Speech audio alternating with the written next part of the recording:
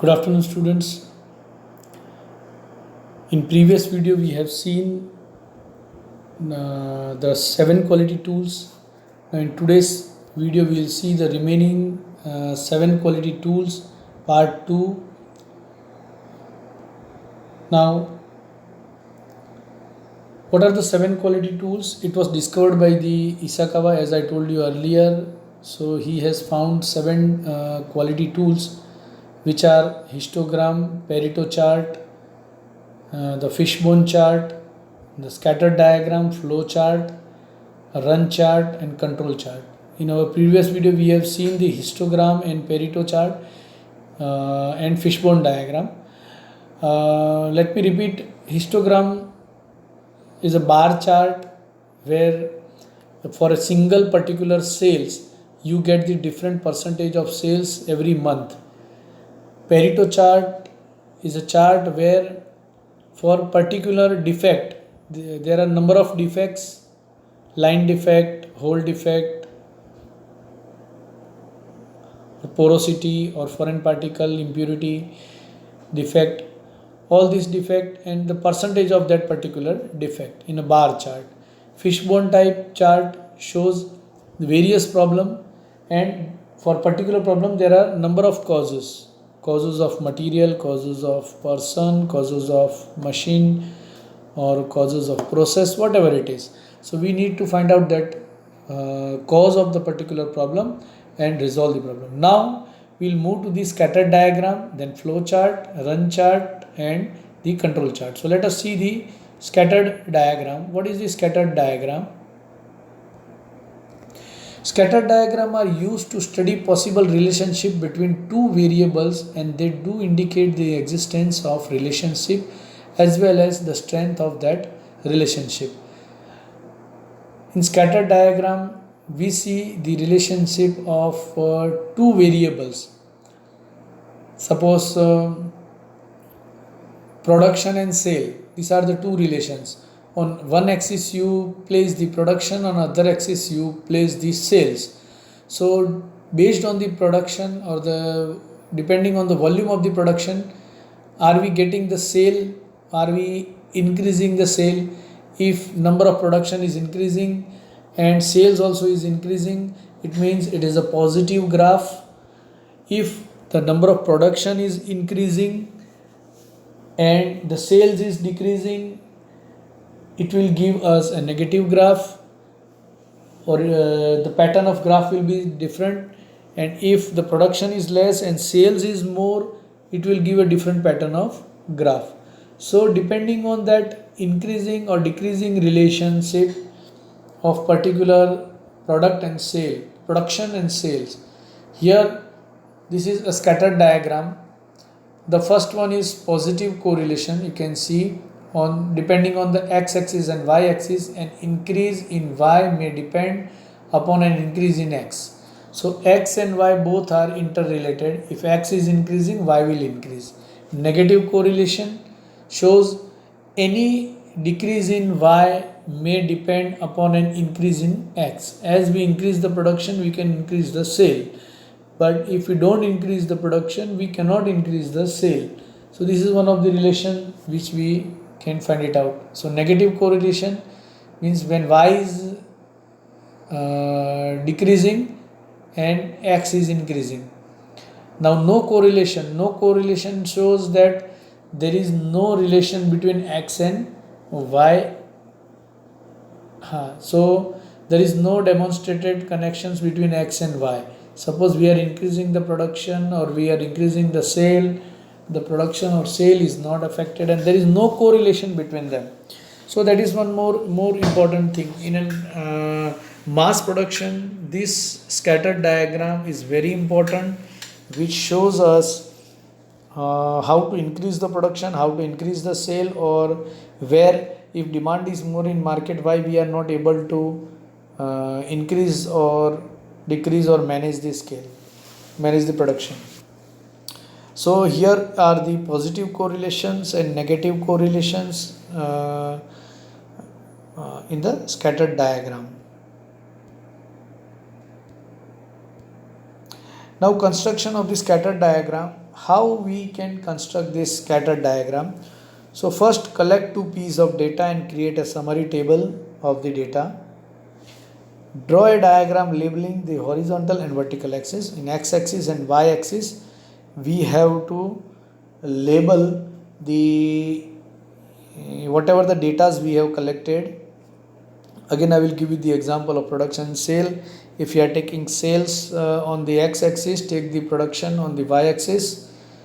Now for particular week or a day or a month, collect the data that what is the production of that day and what is the sales of that day.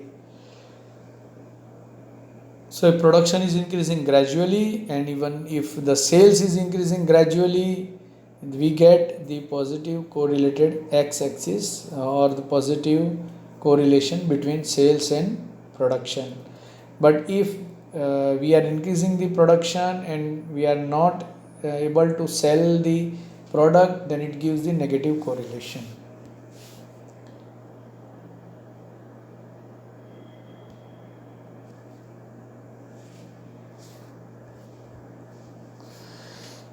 It is common that the cause variable be labeled on the x-axis and the effect variable be labeled on the y-axis. Now one more example we can take here.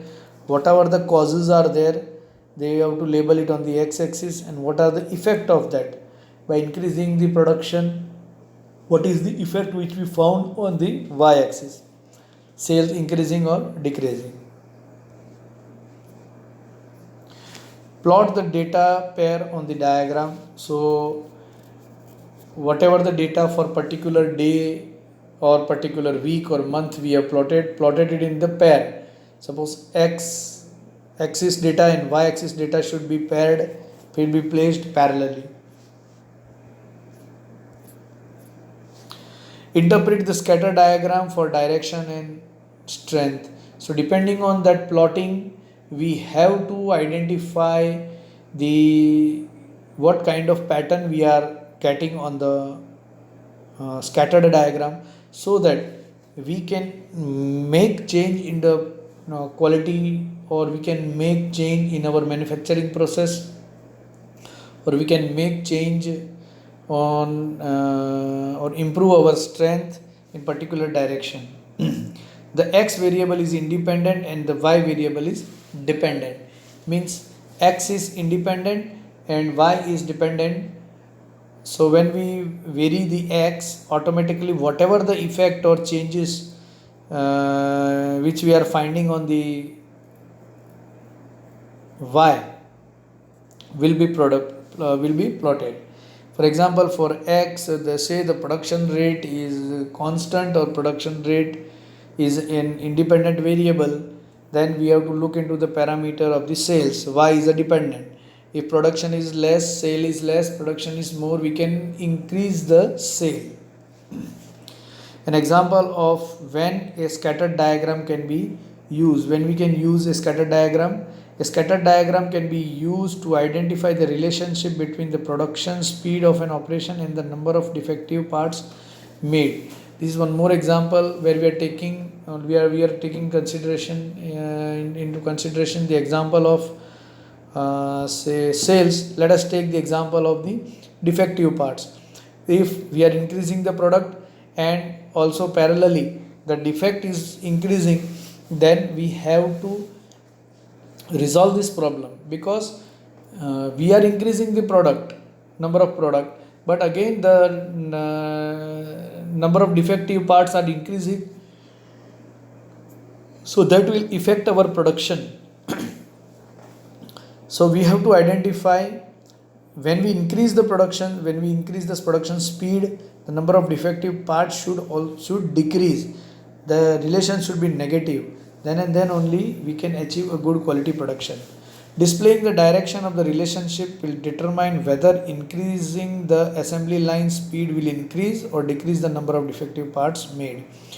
So by plotting this graph, we will be able to understand कि अगर हम production speed बढ़ा रहे हैं तो हमें production जो number of defective pieces ज़्यादा प्रोड्यूस हो रहे हैं, या number of defective pieces are same, but the production quality is, means the number of production is increasing.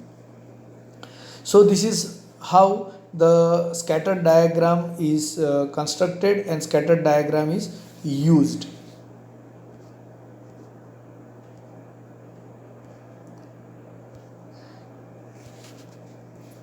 Now the next one is flowchart. Flowchart is a pictorial representation that shows all the steps in the process. It is a graphical representation of how work is done. In control engineering subject, you have studied regarding this flowchart, where some input is given, some process takes place, and some output is given. So flowchart is not having any statistical basis, but it is an excellent visualizing tool. Flowchart gives us an identification of how the process takes place. Now here you can see a flow chart of pizza delivery counter. Through window, when a customer, we have to take the order. When customer take the order, collect the money and get the pizza. But if customer is again, if money is not collected, again take the order from the customer again and go for that. Now as soon as you get the order from the pizza in the oven, get the to get the pizza, check the availability. If the availability is no, then add number of 2 pieces or add number of pieces and get the pizza. But if pizza is available, then delivered it. And if it is available, take to the customer and again time to close that order and lock up. So this is the process chart which shows that once again I will repeat from window. If the customer take the order from the customer pays, get the pizza, whether it is available. If it is available, take to the customer and time to close and lock up the process. Once the pizza is delivered, money is collected, the process gets locked up. But if there is no money, again go to the customer, take the order, and after collecting the money, go to pizza. If it is yes, deliver it, availability. If it is no, then put more pizza and get the pizza and go to the customer and deliver it.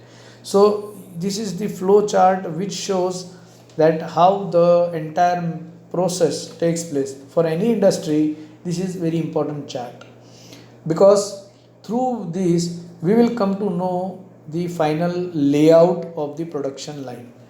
How is means is there any reversal in the process? If is there any more time consuming process? Can we have the two process parallelly in order to save the time? So this flow chart gives the complete layout of the our product from in to out.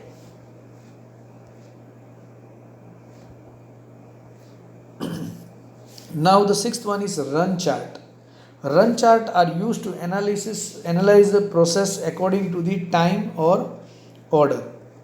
Run chart are useful in discovering patterns that occurs over time. Now you can see this is the Thursday week 1, Thursday week 2, Thursday week 3, 8 p.m. to 4 a.m., 8 p.m. to 4 a.m., 8 p.m. to 4 a.m. and here this is the slicing hours. It is a run chart.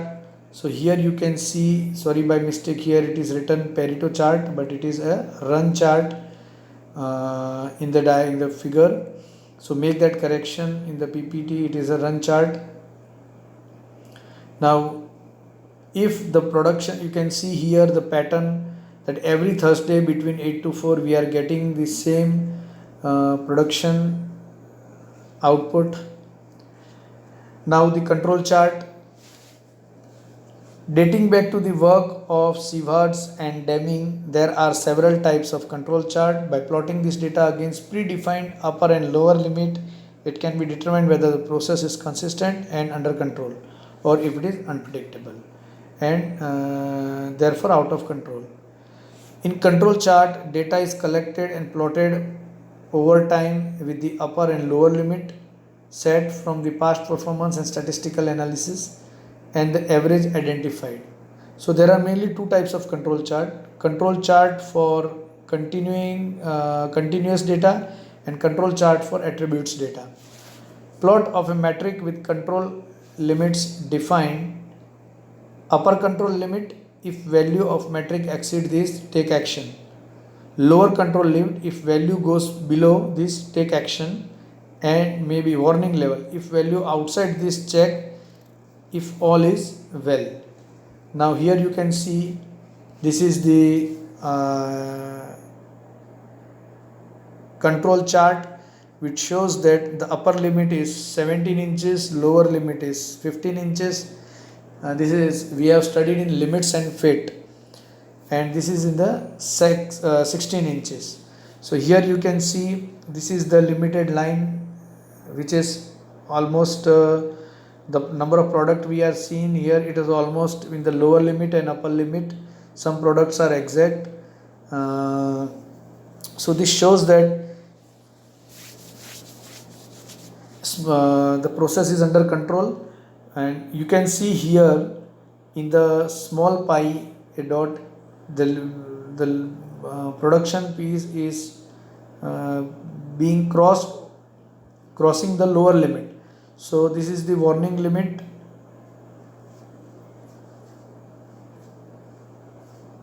So this is the warning limit which you can see here.